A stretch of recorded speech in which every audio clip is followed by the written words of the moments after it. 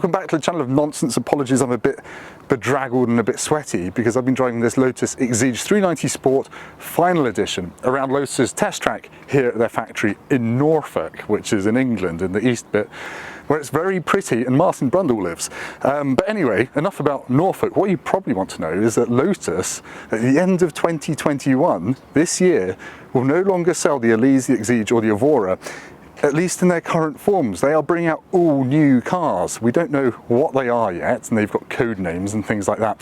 But basically, this was my last chance to come and drive the V6 supercharged Exige.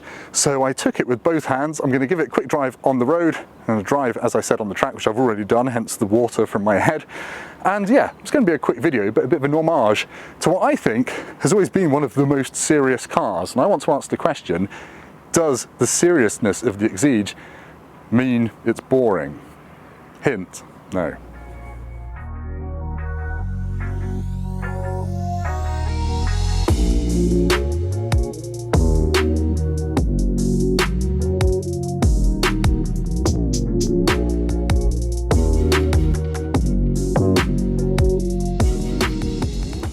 Now hopefully it's pretty obvious why the Exige is such a serious, on paper at least, car, because it only weighs 1138 kilograms in this guise.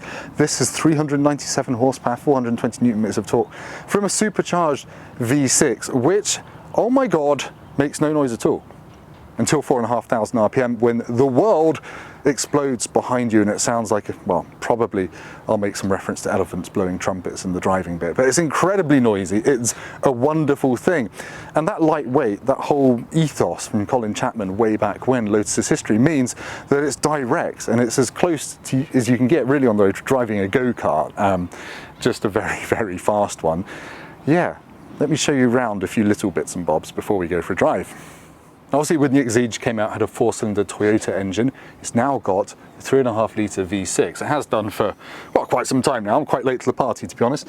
That's what it looks like. This car, the entry-level Exige, will get from 0 to 60 miles an hour, 3.7 seconds, and on to 170-ish, in a whale of noise. And you don't really hear the supercharger from inside the car, which I like, because I'm not a big fan of that. It sounds like you've got a demented child strapped to the back of your car. You just hear trumpets. You just hear lots of trumpets and brass bands. But yeah, you've got a bit of a boot here. You can fit, I think, possibly a smallish bag of golf clubs in there, but really, soft bags, you could easily go away for a week with your other half if you pack sensibly in this. But it's not really about that, is it? Let's just check out the interior before we go for a drive, and then we'll be done. This is really light, by the way, as you might expect. There we go. As you'd expect from a lightweight, kind of track-focused car, the interior is about as Spartan as the Queen of England's parkour medal cabinet. There's nothing in here that doesn't need to be in here. You haven't got really an infotainment system. You've got a kind of an aftermarket Sony head unit, which will do the job. You've got a really dinky flat-bottom steering wheel, which even at 6'3", I can get my hand under there. Initially, I thought, oh God, no. I have to slide the seat all the way back to be able to get in and out, and the sill is massive. Hopefully in these future Lotuses these massive sills will shrink a bit, because my least favourite bit about driving this car is getting in and out, because I look like an oaf more than usual. It's really quite awkward, and I have to put a helmet on in the car. I can't do it, you know, get into the car with the helmet already on, blah, blah, blah. You get a little digital dashboard, which looks quite colourful, quite modern, and you've got driving modes. You've got sport, normal, and race, and you can hold race again to turn all the systems completely off. But you've got, you know, leather padding and stitching on the doors. The seats are incredibly comfortable, yet very lightweight, supportive and sporty. The highlight of the cabin is the gear shift mechanism, which is all lovely and exposed. It is pornographic. You can see every nut and bolt and working of the mechanism. It's unnecessary, but it's a real highlight of the driving experience as well, just the kind of crispness of that change. Other than that, you've got a few cubby holes for storing things. One here, there's a 12-volt socket there, but that's kind of your lot. But there's aircon, there's a radio, there's a really loud engine. What more do you want? Anyway, enough of my waffling, let's hit the road. Right, I'm about to go for my first drive on the road in the Exige 390. And just driving out of the car park is a reminder that everything in a Lotus is a lot more manual. So I feel like a granny with the heavy clutch and the solid gear change. This is going to take a little bit of getting used to. See what I mean? I thought I've just passed my driving test, but I imagine in a little bit it'll all come back to me. Everything is direct. The steering is really heavy. I've just had to adjust the left-hand mirror, and you just put the window down and move it with your hand because you can reach it. It's that simple. It's small. I'm just going to check that I know where I'm going because I'm not 100% sure I do. And in Norfolk, you don't want to get lost. Might end up at my dad's house. Right. Goodness me, I'm putting the aircon back on. Otherwise, you are going to have a sweaty me to look at. God, the steering. Power steering was invented for a reason.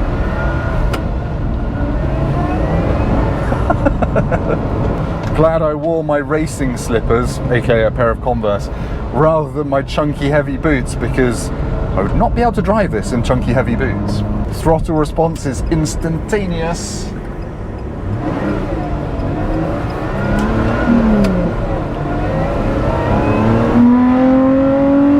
That noise! This is, for a start, a very, very quick car. One that's brimming, as you'd expect, with feedback through the steering wheel. I can tell through the steering wheel that the front tyres are cold. Need to work my heel and towing. That noise though, at 4,500 RPM, it goes from a whirring, kind of quite quiet, sophisticated noise into a elephant with a trumpet or a French horn over your shoulder going bark, bark. That's already hilarious. I'm going to enjoy this. Of course I'm going to enjoy it. It's a Lotus on a bright sunny day in Norfolk. That exhaust note is something else. Right, let's do the sensible stuff. I'm doing 25 miles an hour in third gear behind a cyclist. I can't see if I can overtake him because I can't see over the hedge because I'm too low. Cool, he's just giving me the thumbs up so I can go, thank you. One thing is abundantly clear within the first 2 miles is that this car, this whole Lotus vibe, that lightweight Colin Chapman thing that men with kind of tweed jumpers talk about, is a tangible thing. Even if, like me, you're just a bit of an oaf with a car, it feels incredibly different to anything that we drive before. It makes you realise that even the best modern sports cars like Cayman GT4 or even that GT3 RS I drove a couple of weeks ago, you're still wearing several fairly thick ribbed condoms. This is the no condom thing. I'm not going to say that horrible word which ends in back, but yeah, I can sense everything. But it's got butt feel as well, and I'm a great believer in, you know, steering feel has largely been removed from modern cars. You get most of your sensation through your butt, and this has very good butt feel, backed up by a steering wheel that's wriggling and writhing in your hands like a snake that's down 3 cans of Red Bull. It's not annoying though, at least on this bumpy B road. Maybe on a motorway it would be. It's not an especially quiet car, but you knew that when you were getting into a lightweight sports car. What it is though is incredibly special feeling.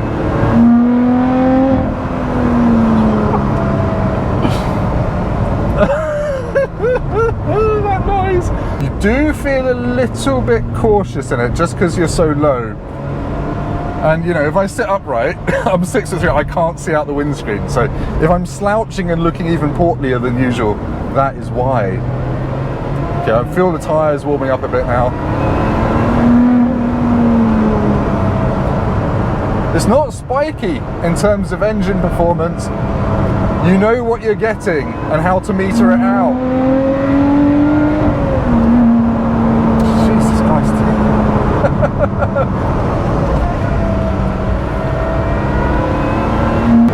It's stuck to the road. You talk about cars that you can lean on.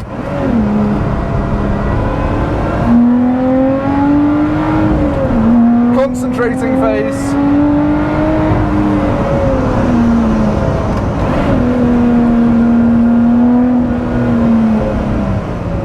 Yeah, sorry, you probably couldn't hear me then. You talk about cars that you can lean on. you can literally lean on the steering of this because it's unassisted. It's weighty, and in a corner you feel like you're part of the physics of the steering geometry. I can't believe I'm saying that, what a wanker, but it's true. You feel like you are pushing the tyres into the tarmac through the steering. Oh dear, I'm not even in sport mode yet. Should we do that? We should probably do that. The digital dashboard has changed to a flat tacho. I'm not going to put it in race mode, you have to hold that, which means it turns things off. But yeah, sport mode I imagine just changes the throttle response and the programming of the stability control and all that stuff. Right, I'm going to bimble through this 30 limit and see you in a bit. Right, 30 to 60 mile an hour in second gear. Let's go. There we are. Jesus. The brakes are phenomenal as well because they've got basically bugger all to slow down. It's like you are, cliche time, hitting the brick wall. What I would say I found in faster corners in this car, it almost feels heavy because it feels like it's being pushed into the road. I'm not going fast enough, obviously, to use the, whatever it is, 110 kilos of aerodynamic downforce, because that only comes in, you know, well into triple figure speeds. But just the chassis connection to the road, the mechanical grip, makes it feel like someone's going like that on the car, even at 50 mile an hour. So don't go thinking you have to be going silly fast for this to make sense, because you don't. You can enjoy it on the road. Now, this being the entry-level Exige, it hasn't got really track-focused harsh suspension. It's actually, you know, reasonably compliant. You could tour in this if you know, had an understanding other half. But yeah, absolutely, it's not wasted on the road in any way. I'm going to have to accelerate again. Sorry about the noise. Should be apologising to Norfolk, really.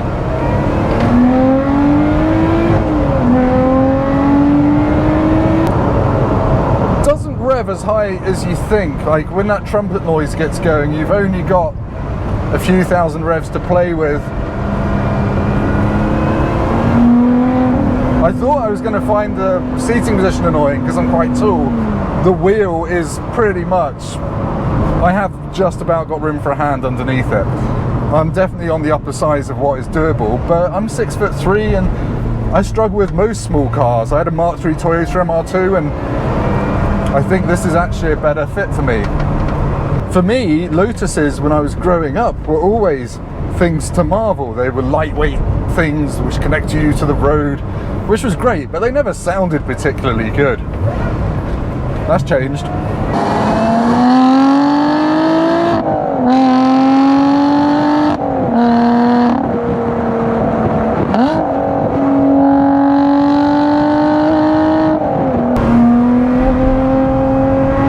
The pedal layout is amazing, as you'd expect. Heel and towing is dead easy. All the foot controls have actually quite a substantial weight to them. The brake pedal, just no dead feel, but it's not too sharp.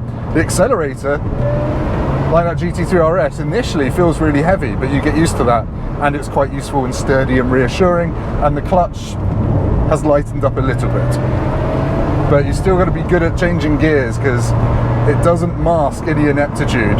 It's just hard to keep at road legal speed, to be honest. It's got so little inertia to the way the car accelerates down the road that you end up doing fairly silly speeds. Right, that's probably enough chat about this on the road. Let's go and stick it around Hethel, Lotus's in-house test track. Warning, I'm not great on track, but they're giving me someone to follow for a few laps. We'll see if I can keep up with them. So check in for me embarrassing myself now. Right, I'm about to go on track in the Exige. Oh, flippy thing. I've already been out for 10 laps, but thoughtfully my GoPro recorded it as a time lapse. So yeah. I'll just give you a taste of what this can do in the hands of a noob. I'm going to go to race mode, which does give you some stability and traction control help. So yeah, I'm on Lotus's own test track. And imagine having your own test track in your backyard.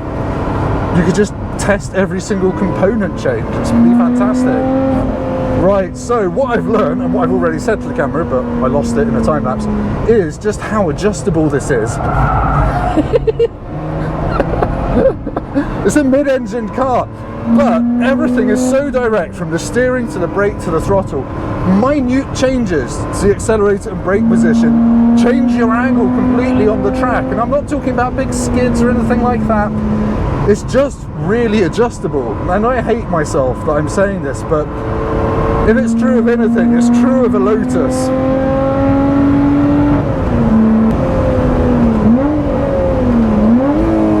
Anyway, they've let me out on my own, which is very trusting of them. Sad that you're only going to get one angle because my other GoPro's died. Goodness me. It's just immediate. You kind of lose your sense of speed a bit on a racetrack. Not when there's a pheasant on it, or is that a partridge? I'm not really sure. Anyway, corner, heel and toe brake is so easy. It turns in, the front end is just wonderful. And if your line's a bit wrong, lift off the accelerator and it turns in a bit more. Back on the power, you can get on the power so early, that mid-engine weight balance. Direction change through there. It's not flat, this car. If you go for one of the sportier, more track-focused ones, I think that would help. But to be honest, as a package, this, the 390, is chef's kiss, just because. Well, maybe I haven't got everything fully off.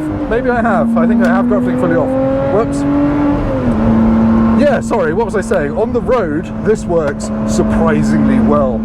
It's actually quite compliant, as I've said, but on track, you get a bit of lean, a tiny bit of lean, but really not much, and it's still an absolute weapon of a thing that you can take to a track day and annihilate pretty much anything.